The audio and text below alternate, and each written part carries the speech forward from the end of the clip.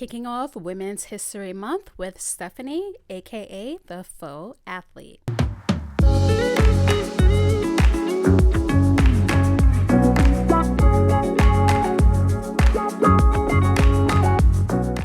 Hey everybody, welcome back to another episode of the Runwave Podcast. I am your host, Kim. If this is your first time tuning in, welcome to the show. I am so happy to have you here. If you are a return listener, welcome back to the show. I so appreciate you for tuning into the podcast week after week. If you didn't know, March is Women's History Month, and for the rest of the month, this show is being dedicated to everything woman. So I'm going to have 3 incredible women on the show telling their stories and sharing their expertise. First up on the show, I have Stephanie, aka the Faux Athlete. She is a London-based runner, and I wanted to have her on the show because she is just so open and authentic online, and she talks about the things that people like to keep hush-hush, but she is putting it out there. She is sharing her stories, and she is making a difference and making an impact on other people's lives. So I just had to have her on. We had a great talk. It was nice to get to know her, to get to know her story, and I think that you would really enjoy what she had to say and just open your eyes to certain things that, you know, come with a stigma that we don't talk about, especially as a Black community. So here is what Stephanie had to say. Okay, so I would like to welcome Stephanie, aka the Faux Athlete, to the Runway Podcast. How are you, Stephanie? I'm very good. Thank you for having me. And you know, I always have this discussion with some friends. They think FAUX is fox. And I'm like, Yeah. no, it's faux. Like faux fur. It's not fox. It's faux. She's. Yeah. Is that a British term? It might be. Faux is it's French. It's a French word. Is it French? Look at me. I'm wrong about where it comes from, but I know how to pronounce it. It's faux. Exactly. That's what mine is. Yes, it is faux, as in false, fake, imitation. Yes. Mm-hmm. So tell us a little bit about yourself. Where are you originally from? Where am I from? As in my family, or where was I born? Where were you born? How deep do you want me to go? We're gonna get all that. I want to know where you were born, your family, all of that. Okay, cool. I was born in a place called Luton in England. Luton's a small town about 30 to 40 miles north of London. So yeah, I was born in England, but my family is actually from Jamaica in the Caribbean. And you know what? Everyone that I speak to that is, would you characterize yourself as Black British now? Yeah. Okay, so everyone that's like Black British, their family is always from somewhere else in the Caribbean or a country in Africa. So that's so interesting. So your family came to the London area from Jamaica? So my grandparents were the ones that brought us here. They both came over in around about the 60s, I believe. So my mum's parents still live here in the same house that they bought when they first got here. Wow. They've lived in that house forever. But my dad's parents actually moved to Canada about 40 years ago or so, 40, 50 years ago. Wow. So you get to visit Canada as well? I do. It's a nice, I was going to say it's a cheap trip, but it's not cheap at all. But it is an easy trip. I'm about to lie to you. It ain't cheap. But it's an easy trip. Well, Canada is like a commonwealth of Britain, right? It is, yeah. But it's still 4,000 miles away and you've got to pay for that ticket. I know. I haven't even been to London, which is crazy. But like Paris is close. So when you go to Paris, it's like I think it's like a 5-6 hour flight from here, so it's about the same for you to get to Canada. Yeah. Canada's about 7 or 8 hours, but normally when I go, I'm going for weeks. Like I'm going for like 2, 3, 4 weeks. Oh, that's and just nice. burdening my grandparents at their house.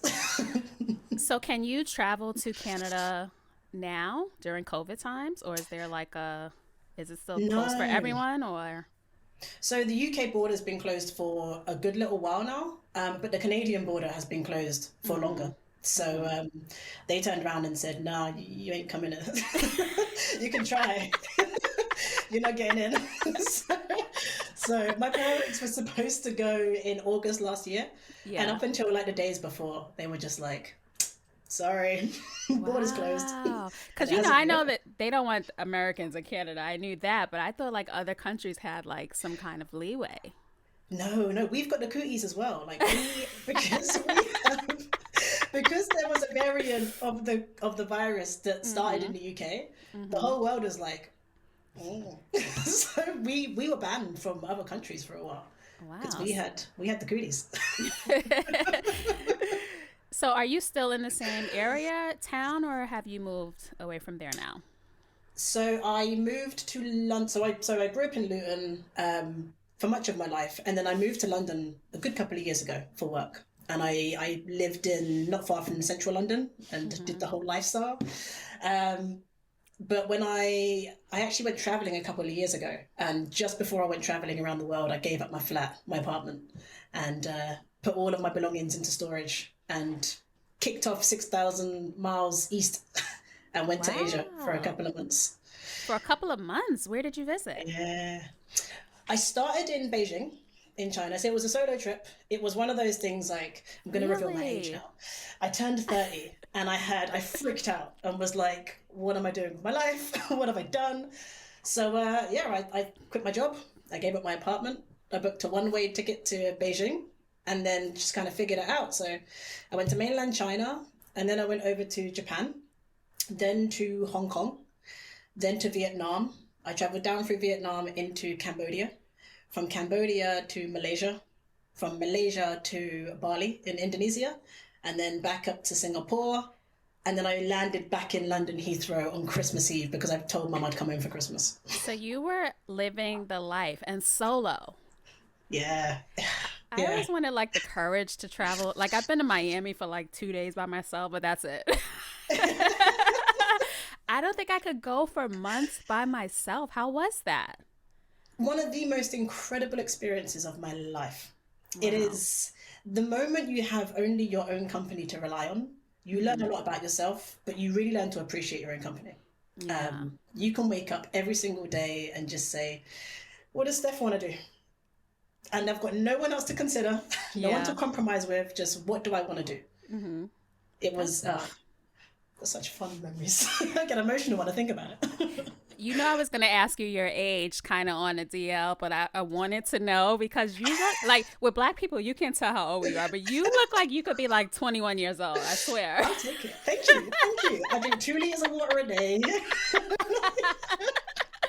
I'm like, when I see your post, I'm like, how? Her skin looks great. I mean, like, is she 21? Is she 41? Like, you can never tell, but Yeah, that yeah. was my best kept secret. Every now and again, I'd hint to it. I'd say something. I'm like, "Oh, Steph." They don't know that. But no, yeah, it's out there. I'm 32. I'm 33 this year. Getting on. Listen, I have a few years on you, so enjoy your 30s while you can. I'm trying. If COVID would let me, I would.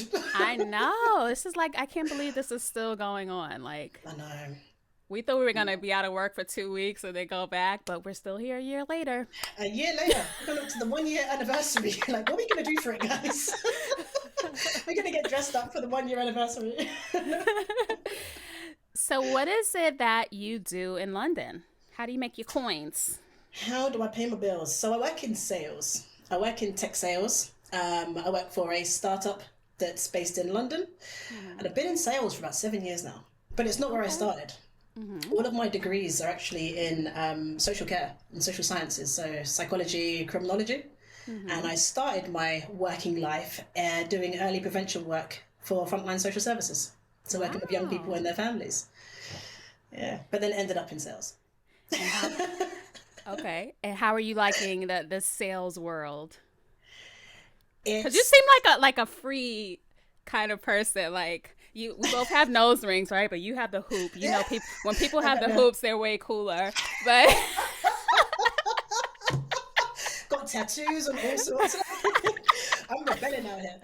Um, Sales. I enjoy sales. It's the whole reason I got for because it's always a weird story when people are like, how did you go from social care to mm-hmm. sales? But it was quite simply that like sales afforded me the lifestyle that I wanted to live.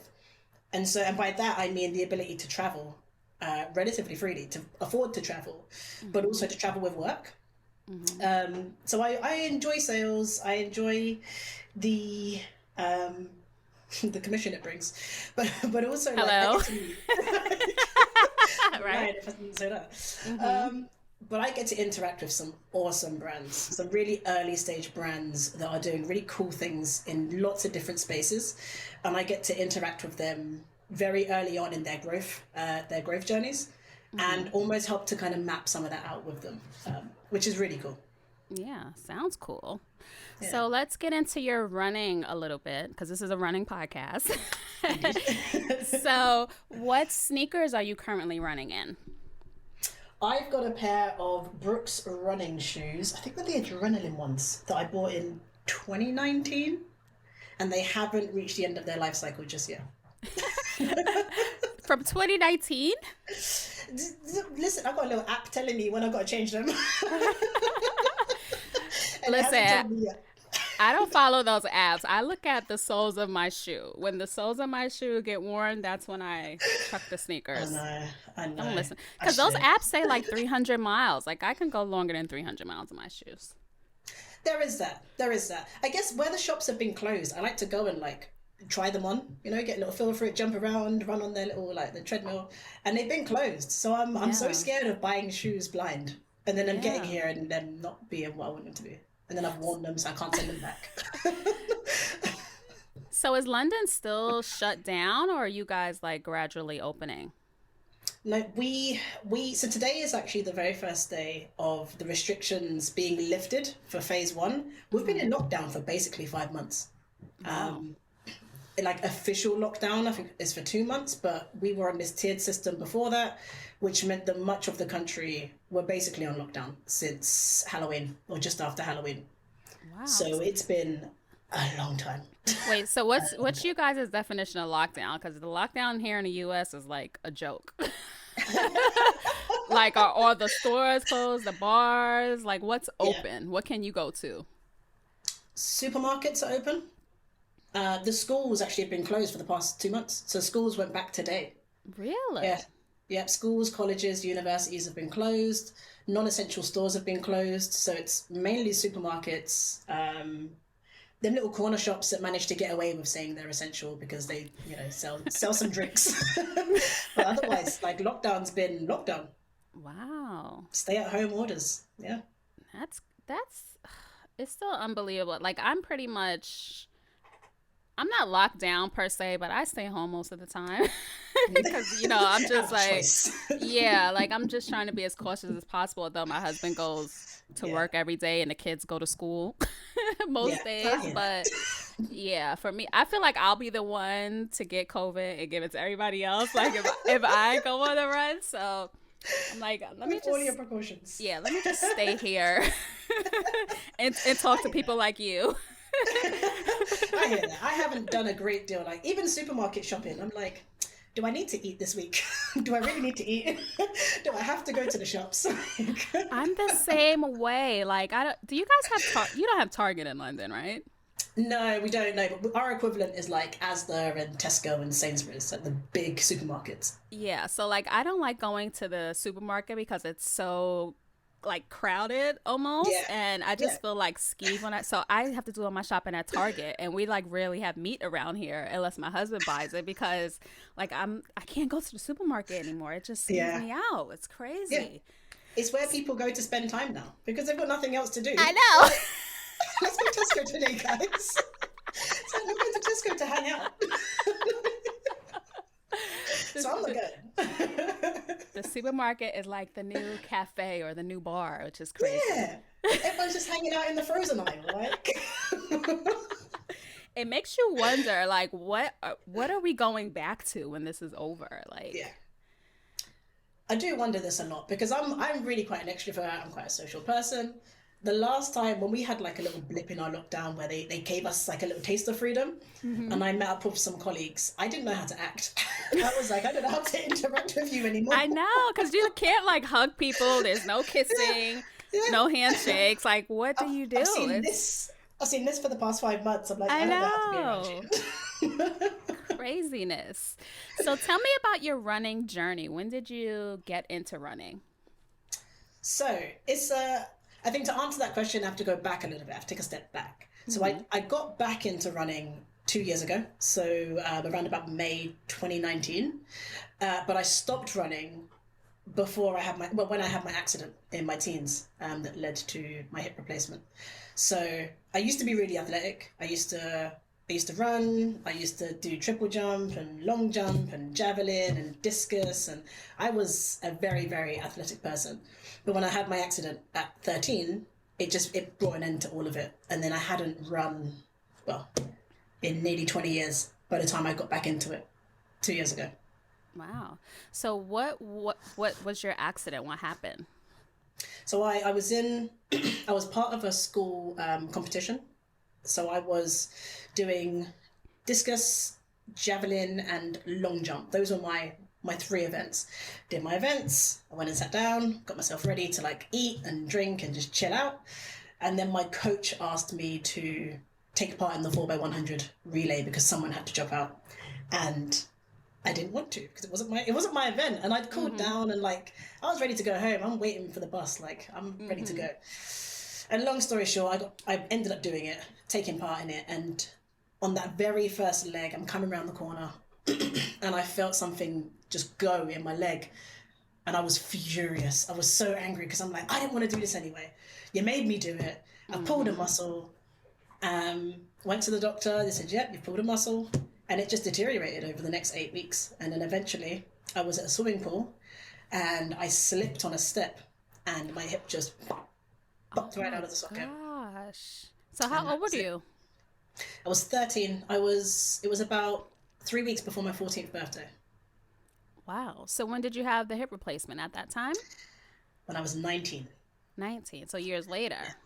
Yeah, so they did lots of, they tried to do a lot of like preventative surgeries because I hadn't had my first growth spurt. I had my very first growth spurt in the hospital that week. Wow. After the 7 days, the nurse looked at me and was like, are you taller? Are you longer? And Mum's like, she does look longer. So I had my very first growth spurt in the hospital. But they couldn't do anything major until I'd finished growing. Because if they did a hip replacement then, or did anything else that was a bit more severe, I would have had extra complications once I started to grow. So they tried to put it off for as long as possible. And you know what? I saw your post, I don't know if it was like a year ago, and you had like you showed your scar. And it was like, you're one of the like most transparent people that I follow on Instagram. And I admire that because, you know, a lot of us keep quiet about so many things, but you put it out there. Yeah. And by you putting it out there, it encourages other people to do the same thing. But when I saw your scar, I said, this 21-year-old, what is she doing with the hip replacement? Like, that's normally the reaction I get. Like, you've had a what? And I'm like, yeah, I've had a hip replacement. It's like, oh, my nan's had one of them. Like, great. I've got a lot in common with your nan. So what kind of hip did they give you? So I've got a porcelain hip, which again, people are like, what? They give you a porcelain hip? And I'm like, wait, it's really durable. It's like, it's really strong, it's really durable. But if I fall over and it shatters, then it's game over. So I've got to be very careful to protect my hip. But they gave me porcelain. And that hip is now coming up 13 years old. It's been almost 13 years since I became bionic. So how does a hip replacement work? Does it last forever? Do you have to get it re-replaced at a certain point in time? So at the time when I had my hip replacement, obviously because I was so young, normally obviously it is much older people having hip replacements. But they were like, we think you'll get maybe 10, 20 years out of it. They don't know. I'm 19 years old and they're like, we don't really know what someone like you is going to do with their hip. So they were like, you might get 10, 20 years. I went for my 10-year post-op checkup a couple of years back, and the nurse said, it's good. You'll easily get like another 10 years out. It's stable. It's not squeaking. It's not rocking. Not She's squeaking. Like, because sometimes people squeak or grind or creak. Yeah. So it's so far so good. I'm hoping for another 10 years, but then yeah, they have like a life cycle where they'll start to wear eventually and they'll need to be replaced again. So did you go back to being an athlete after your hip replacement? Not immediately. So for the first 2 years post replacement, you have to kind of take it relatively easy whilst it settles into its new body. Your muscles have to repair, it has to stabilize correctly. So for the first 2 years, it was just relearn how to walk properly, because it's 6 years of being in a wheelchair and on crutches and having secondary issues with my knees and my spine and my shoulders. So it was really just the first 2 years were just learning how to do the basics, sitting down, standing up, walking straight. And then after 2 years, I joined the gym again. And it's just been a steady 10-year journey of rehabilitation. Wow. Just doing more and more. So what brought you back to running 2 years ago? So it all started in Asia. So previously, I've had to be really, really strict with my workouts, because the moment I stopped, it's like my body just seized up. So I had to be really conscious of keeping myself active, keeping myself moving to keep my hip and my comfort at its kind of optimal level. When I went to Asia, there was no gym. I wasn't going traveling to go to the gym every day. So, but I realized that the heat really helped. So the heat helped enough that I didn't need to exercise every day, just keep myself moving. So I'm walking a lot. I was hiking, I was climbing volcanoes, I was doing all sorts. I was doing all these things I'd never done before, or never thought I was capable of doing before, because I was also cautious about damaging my hip. And then when I got back, I was so empowered by all of these new experiences that I'd had. I'm like, I want to keep this up. I want to do something else. How can I challenge myself? So in that gap between me coming back from Asia and going to the US, because I traveled around the US after that, I messaged one of my friends. He does obstacle course racing. That's his thing. He did the 4x4x48 this weekend. Like he's into those challenges. Yeah. Wow. I messaged him and I'm like, I've got a goal this year. I need to do 2 obstacle course races. That's it. So I'm like, sign me up to 2. Thinking he's going to be like, yeah, a 5K fun run, maybe some inflatables. It'll be great. Yeah, no. So the email confirmation I got was a 10-mile Tough Mudder full. And I'm like, dude, what? So that was the first one. And the second one was a 10K inflatable race. And I'm like, I haven't run in over a decade, dude. What are you trying to kill me? Like, what have I done to you? Have I hurt you? So when I came back from America in the April, I was like, okay, we need to prepare for this, otherwise I'm going to look stupid. So I started doing the Couch to 5K. I'm like, let's try the Couch to 5K. Let's just start slow, see if it works. It's been recommended. And that's how I got into running. I swear by the Couch to 5K. It is a phenomenal program. That's how I got into running as well, Couch to 5K. Yeah. It's remarkable. I love it. I love it.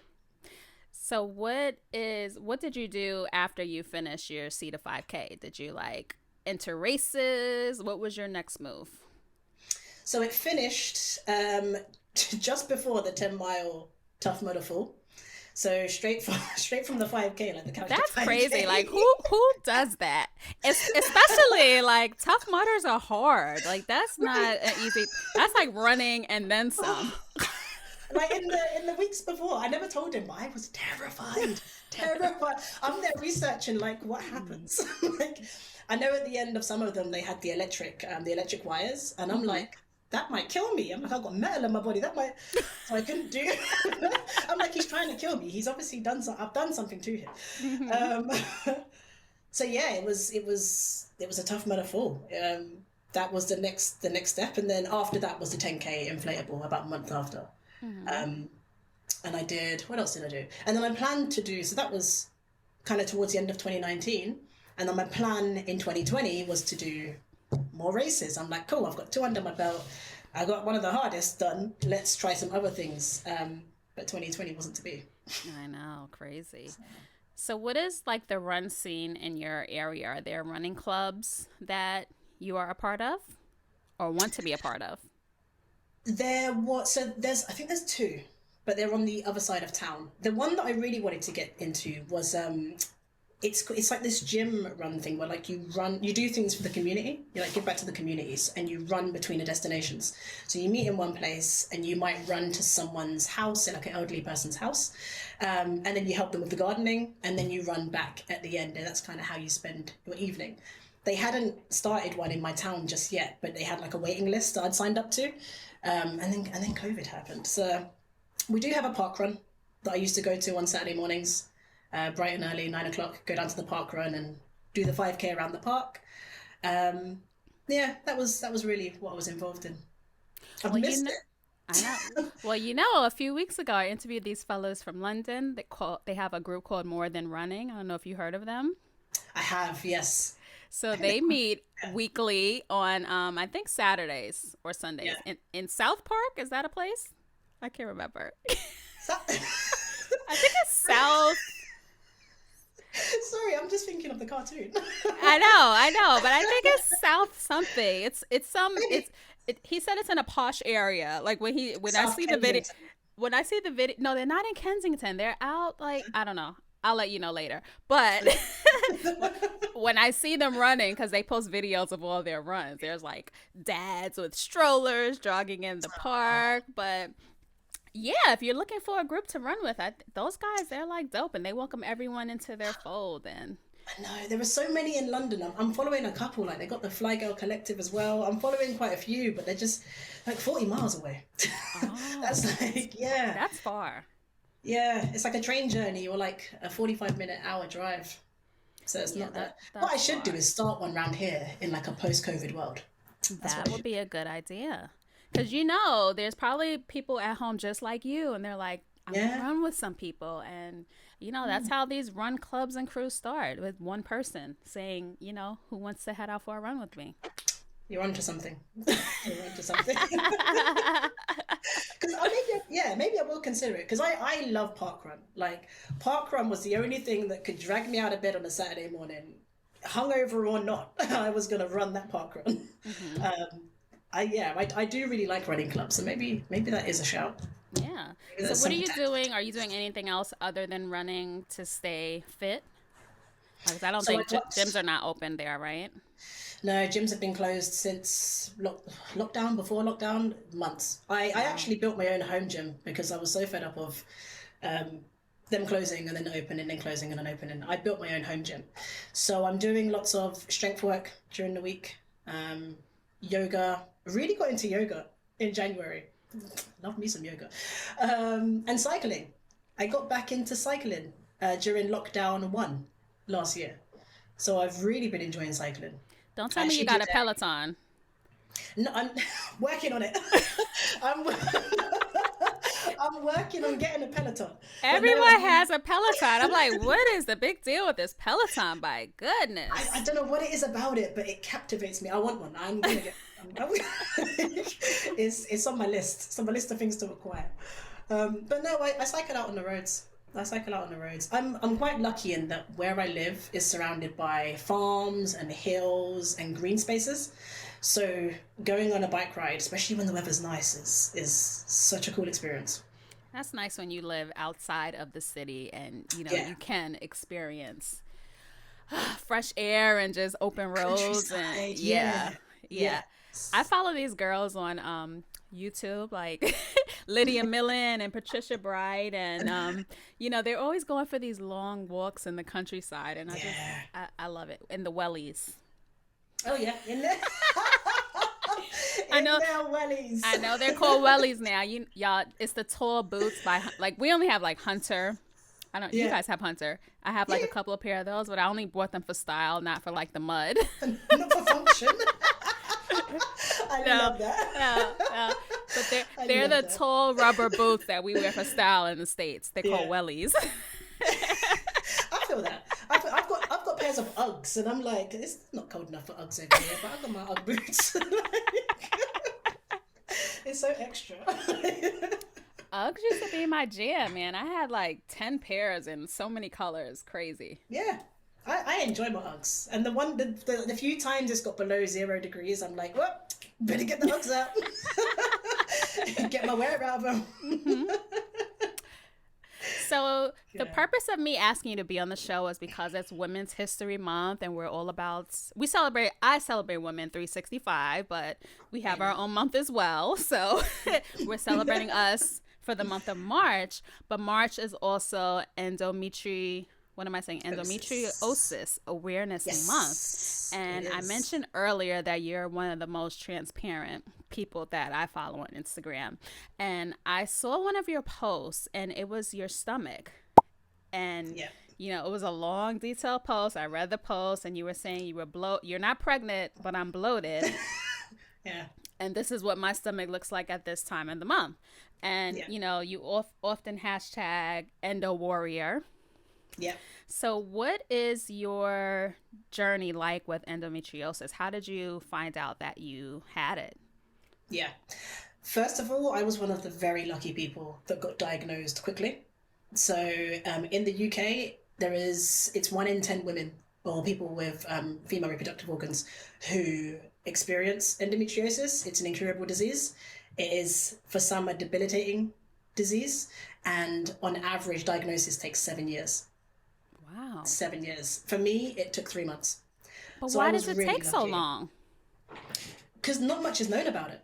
It's one of those things where in the last 2 years or so, there's been far more of a spotlight on the disease, and far more recognition that it's its own thing, that it's not just a bad period, which is previously what doctors would say.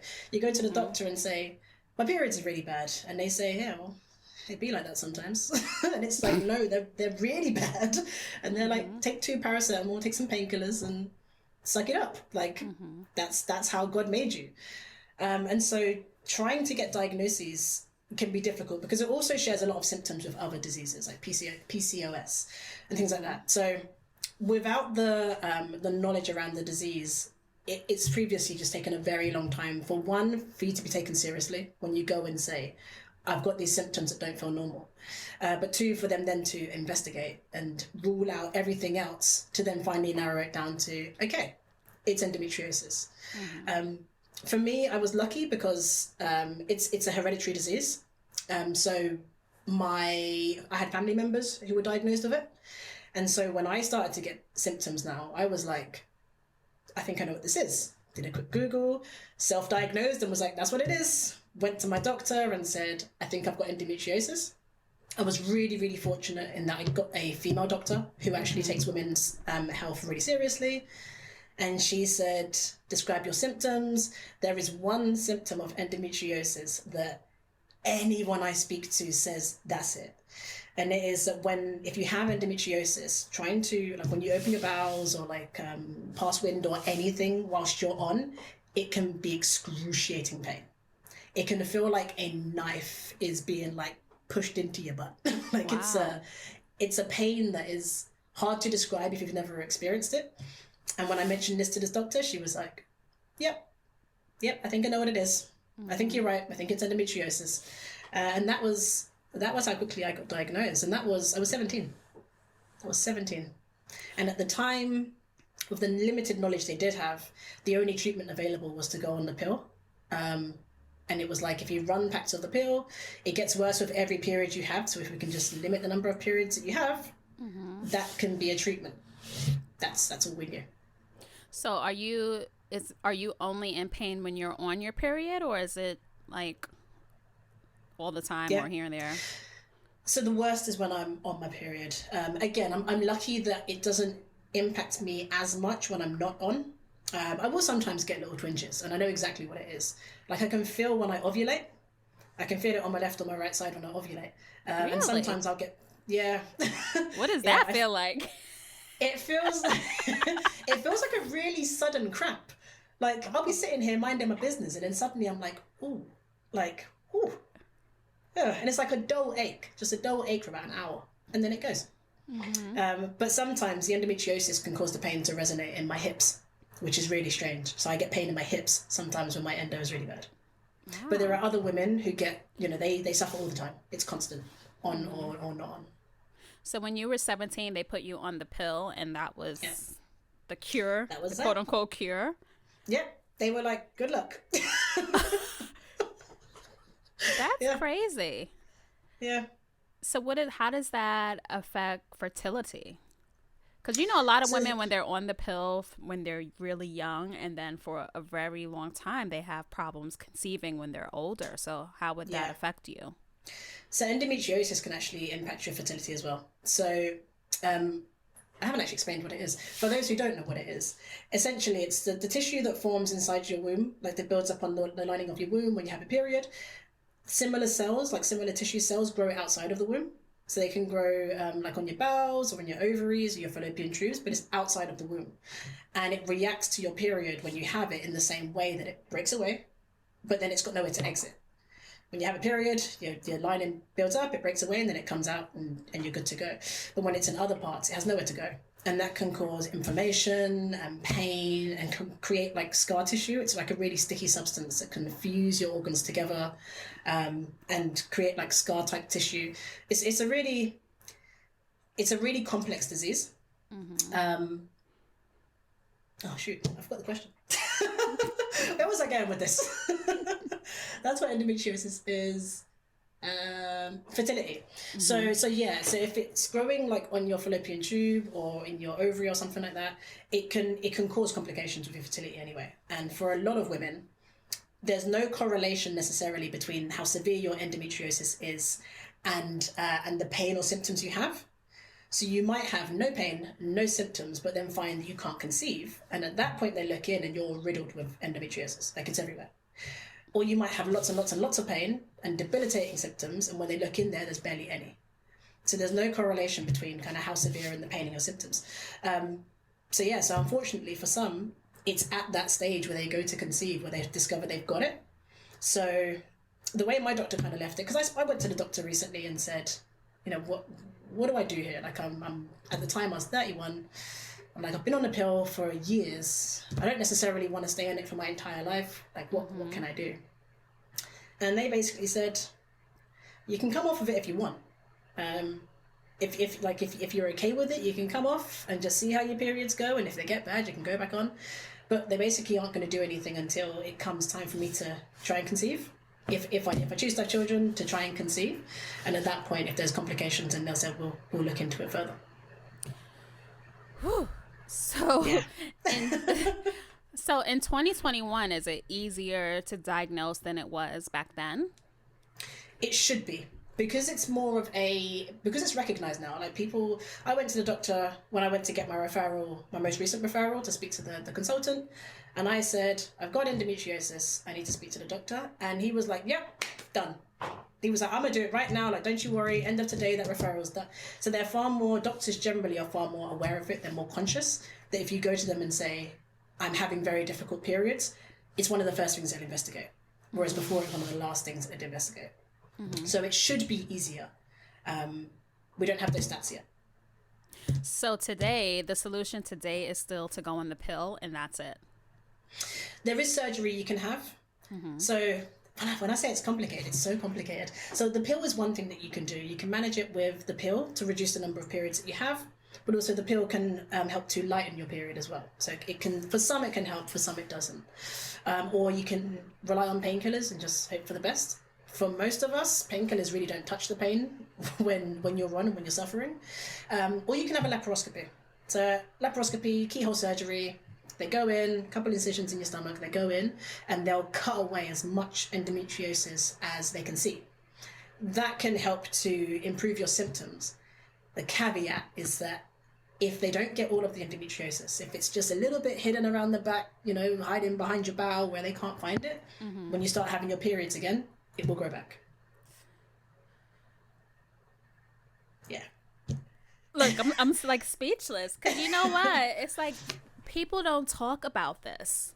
Yeah. And, I commend you, because I heard the term, but I had to Google it because I didn't really know what it was, and yeah. I don't know anyone personally that has suffered from it.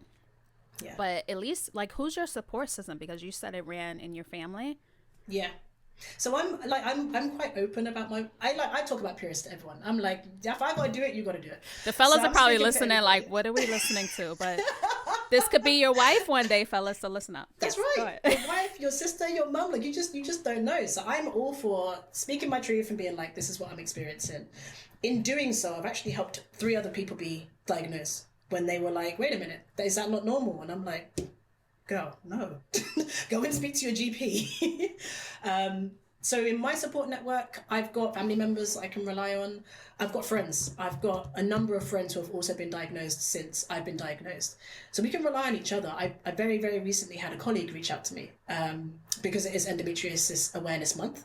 She put up a post in our company Slack, and I was like, oh, hey, I'm an endo warrior. And she's like, oh my God, really? Because she knew no one else. And I'm like, yeah, man. I'm like, I'm years deep. I'm a veteran in this game. Yeah. So I'll speak to anyone. I'll speak to anyone about it. I'm really quite open. Like, you'll see me on Instagram stories when I'm suffering, like, my womb is betraying me again. Someone send help. So what is the bloat from? Is that from the tissue, or is that like gas? What is that? So that is, my endometriosis is around my bowels, and endobelly, if you type in hashtag endobelly, ENDO belly, you'll find a lot of pictures of people with these big old stomachs. It's where it causes inflammation. The endometriosis can cause huge amounts of swelling. For most people, it's between kind of the 1st and 4th day. For me, it starts from day 2. So like day 1, I'm going to go to bed, I'm fine. Day 2, I'll wake up in the morning and my stomach is huge. And because any sort of movement in my abdomen can trigger pain, there's nothing I can do. I'm not going to try and suck in my stomach to appease anybody. I'm not going to put on jeans. I'm like, give me my pajamas and I'm going to stay home. Because any sort of movement, even like to burp, even a bit of gas, to go toilet just to urinate, causes pain and problems and suffering. So any sort of movement in your abdomen is painful. So I relax my muscles, and I'm just like, just let me be comfortable. Mm-hmm. So you don't have to tell me, but do you have a plan, like in the next coming years, if you wanted to start a family, or, do you have something in your mind of what you're going to do? Not a clue. Not a clue. I really struggle with planning for the future because you alluded to it earlier. Like, I'm quite a free spirit. I kind of go with the flow. Mm-hmm. I'm like, I've just bought a house, and I'm like, so I guess I'm going to be here for a bit. Like, I'm in a job that I enjoy, so I'm like, I guess I'll be here for a bit. But I learned a long time ago that the future isn't always promised. So with that, I don't try to make plans too far in advance. For now, I have decided to try and come off of the pill. So that is my plan for now. I actually found that my endometriosis symptoms improved when I stopped eating meat about 2 years ago. Just by chance. I didn't do it for the endo. I did it because I spent a long time in Asia eating all sorts. And I just wanted to detox when I came back. And a 30-day challenge to stop eating meat. It became 2 years post, and I'm still here, meat free. But it had an impact on my endo. It's the only thing that I changed that could have impacted my hormones. So I'm going to see if I can come off the pill and manage my symptoms with diet, exercise, and homeopathic therapies. And if I can't, I'm jumping straight back on it. Or I'm going to find something else. Like I want to try a more natural way of managing it, if I can. I had a friend who, deals with fibroids, and that was one of the things that she said that worked for her was becoming a vegetarian. And she might even be almost all the way vegan now, but... Oh, really? Yeah, I think like it's crazy that we talk about it within our little circle. Like I had another friend that was dealing with something similar. She went all the way vegan, and that helped her symptoms. But, I commend you for talking about this publicly. Because we just, as women, sometimes we keep everything inside, and sometimes we might have 1 or 2 people that we tell privately. But, in the social age that we are in, it's good to share our stories because we can help other people and be the catalyst to, maybe that girl that was getting her period really heavy and didn't know what it was. She'll listen to this and now she'll know and go get help for it. So, I really commend you for telling your story. And you are truly a warrior with a porcelain hip. I mean, come on. I'm truly bionic. But I love it. I love that stuff. Like I say, I've always been a relative open book when it comes to things like that, because I'm like, talking about periods should not be uncomfortable. It is the most normal thing. We Like, all it get affects, one. right, literally, like, it affects so many of us. Why are we out here, like, nicknaming it, like, oh, it's the time of the month. I know. Oh, Aunt Pearl's here. Like, I'm bleeding and I ain't dying. So I'm all for speaking openly about periods and my hip replacement. And even the scar. It's funny you mentioned the scar, because it was something I was so embarrassed about for so long, because it's a big old scar. It's like a 10-inch scar down my body. And obviously, like, this all happened when I was a teenager, and I'm like going through puberty, and no one wants to be different. No one wants to be that person, like, on crutches or in the wheelchair, or who walks funny or looks a bit different. And I was always so embarrassed of it. And then the older I got, the more I started to appreciate it. And the fact that it's not just a reminder of something that I've been through. It tells a story. Because when people see it and they're like, hey, what happened to your leg? I'm like, oh yeah, I've got a fake hip. And then they're like, what? And I'm like, yeah, look. And I'll put it up and I'll show them the full thing. Like, I got one there and I got one here. And yeah, it just kind of, it's a reminder of what I've overcome, is the way that I've started to look at it. Rather than a reminder of what I've been through and suffering, it's more of a reminder of what I've been able to overcome. Exactly. So, before I let you go, why are you known as the faux athlete? Because you look like a real athlete to me. Yeah. Thank you. The faux athlete. So it came from the fact that obviously when I was younger, I was super athletic. Like, I wanted to be in the Olympics. I was never going to go to university, you know. I was going to be an athlete. That was it. I'm like, I'm done with this education stuff. Let me do what I legally need to do, and then I'm out. And then obviously, because it all came to an end, because of the accident I had initially, I then had to get academic. And when I got back into it, I was like, I'm kind of like an athlete, but I feel like a bit of an imposter. Like, there's a little bit of imitation there. So I was like, I'm a fake athlete. Like, but fake has like a negative connotation. So I'm like, faux just sounds a bit more classy. So I'm like the faux athlete. And most people don't know what faux means anyway. So I love it. Like the fox athlete. I love it. So I want to thank Stephanie for being on the show, aka the faux athlete. Tell everyone where they can find you on socials. You can find me on Instagram. That is my main channel, at the faux athlete. That is TheFaux athlete. I assume everyone can spell athlete, but you'll find me there. And I will list all of her details below, so you can go follow her and follow her journey. And you know what? I wanted to ask you about therapy. I'm into the interview and I didn't even ask you about therapy, because you speak about that as well. I do. Open book, I'm telling you. She Yes. is an open book. So what made you want to talk about that? So I feel like, everything that I'm open about, it comes from a place of the fact that Black people don't often talk about things when they're wrong. Right? We're all very much like, keep it hush hush, for lots of reasons. Like, the reasons to that run deep, but we all kind of like, keep it hush hush, don't tell nobody your business, don't let nobody look and see what you do. So, and that was one of the things. Like, the scar was the one thing, the periods was another, but therapy is such a big thing that I feel like when you're born, you should be given a doctor, a dentist, and a therapist. Like, it should be fundamental. So I've struggled with, I've had issues with just maintaining a good mental health for a little while. And last year, lockdown just did it. Like, all of the normal avenues that I would use to escape, to find joy, to find happiness. I'd travel, I'd go to other countries, I would experience cultures and cuisines, and I'm a social person, so I like being around other people's energy. That was just snapped away. And I was suddenly just left me and my thoughts. And for anyone else who is a millennial or Gen Z or any age who is kind of caught up in that fast-paced lifestyle of work and going out, I was so deep in that all the times that I was like, you know what, I'm not feeling good, or I don't really feel myself right now, or I'd get a bit weepy in the evening, I'd be like, I ain't got time to feel sad. Like, I ain't got time to deal with this. I'll get to it when I've got a minute. And I would go on. I'd carry on living that lifestyle.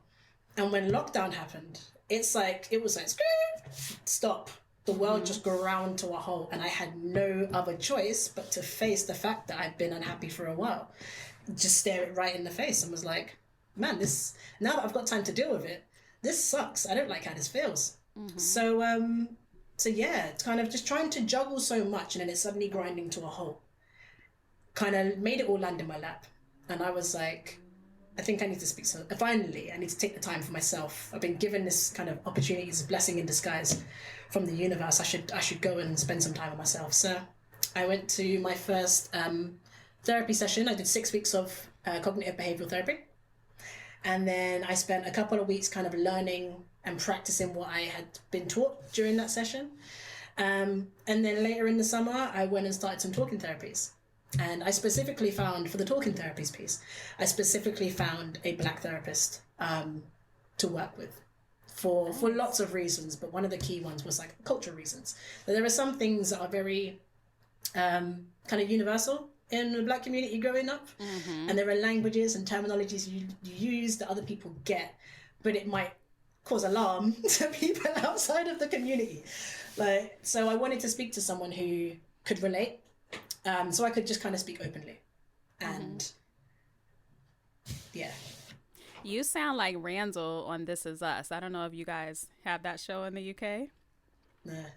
It's a whole big thing. I can't even get into it. But he was the same way. He had a white therapist, and he said, you know, she doesn't really get me. So he went on to search for a Black therapist, and that was like where it clicked for him. But yeah, thank you for talking about it, because there's such a stigma around therapy. Like, people, I don't know why it's so taboo. Like, it's taboo to get your annual checkup. Like, this is not taboo. This should be the norm for us, right? Like, we all do it. We should talk about it. So, yeah, I commend you again for being open and having the courage to discuss it, because it's something that we in the Black community, we need to talk about more, because white folks don't have no problem talking about their, you know, their $200 therapy session. They have no problem at all, but it's such a thing with us that, you know, it makes people stay in their bubble and not really get the help that they need. So yeah. It's almost like if you're seeing a therapist, it's because you're mad. Like, there's something wrong with you. You're broken. Exactly. It's the kind of way they look at it. And it's like, no, I might be a bit broken, but like, I'm trying to fix it. I can either stay perpetually broken or I can fix it. It's definitely it's a mind shift that we have to have within the community, that we talk about it more openly, and we talk about the positives that come from it. It's not just you're going to go and talk your business to some stranger. It's not that at all. It's seeing the outcome after. Like, I felt so much better afterwards, so much better. I can't begin to describe how different I feel now to the person I was a year ago. Wow. Like, I will praise therapy all day long. Someone comes to me like, Steph, I've had a bad day. I'm like, get yourself a therapist. I don't care if it's just go and talk to somebody. You know, it's like mental maintenance. Like, we take care of our bodies, we need to take care of our minds as well. Absolutely. Absolutely. I'm with you on that. But thank you for giving me the platform to speak about it, because of course, I'm just there ranting to myself otherwise. So thank you for inviting me. Thank you for inviting me and giving me the platform to speak candidly. I'm so happy to have you on. And I love when I can talk to people that are in different countries, because it gives my audience a chance to get to know someone else that is from another part of the world. And, you know, it's just nice to connect people. And I'm sure you're going to have a bunch of American followers after this. And the funny thing you say that, I had to very recently put my location on my Instagram because like, I don't know, I used the hashtag last year. I think I used hashtag Black Runners, and I suddenly got a bunch of people following me from Atlanta. And they hadn't realized that they'd see me speaking in a story and be like, whoa. What? And I'm like, because you know, like, Americans, they don't realize that there are Black people in London. Like, they don't realize that. But I know it's like a whole community and a whole Caribbean community, and they don't realize Africans, that. Like, we're steady taking over. We're over here. We're over here. So and then I had like people reaching out, like, could you do a commercial in the US? And I'm like, oh no, I can't be there on Tuesday. No, I'm sorry. So I had to put my location on my Instagram just to make it clear. You know why? Because when people scroll and they only see pictures and they're not watching your Yeah. stories, and they automatically assume. But there's Black people all over the world, y'all, not just in Africa and America. Honestly, the whole continent of Europe, man, we dotted around.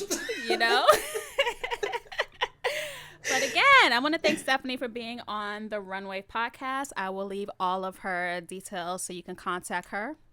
If you have a story to tell, I'm sure she can be a listening ear for you and help you through your journey, and follow her.